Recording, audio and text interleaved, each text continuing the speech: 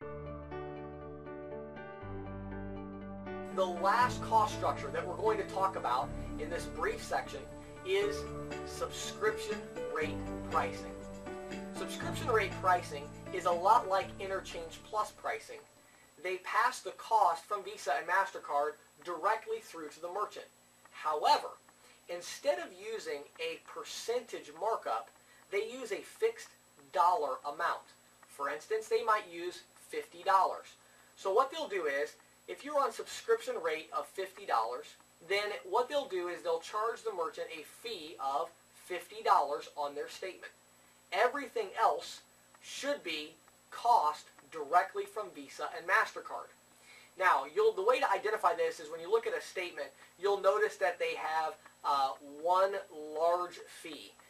It'll say a monthly subscription fee or a monthly fee, and it'll be $40 or $50. That's a real good sign that they might be on subscription rate pricing.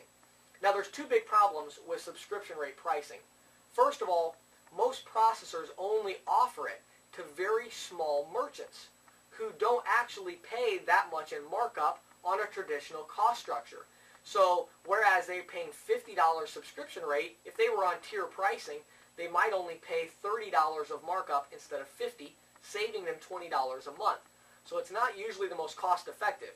Now, if they offered that to larger merchants, somebody doing $30,000 a month, it would be very cost effective, but they don't do that. They only offer it to the smaller merchants who really shouldn't be on that plan. It's not the most cost effective for them. The other problem is that there's no hard and fast rule as to what is a cost from Visa and MasterCard.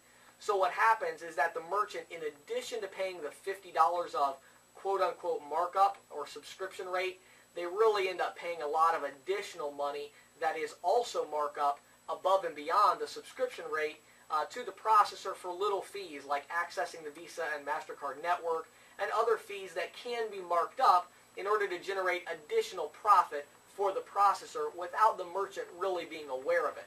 So when you do an analysis on a statement for the subscription rate, especially for a smaller merchant, we're normally able to save them a substantial amount of money each and every month. Now, this is the last one that we're talking about here. Keep in mind, later in the training, we're going to get into great detail on how to look at a statement, identify the cost structure, and do an analysis on the spot. This section was simply meant as an introduction so that you can understand a few of the different cost structures that you'll see out in the field.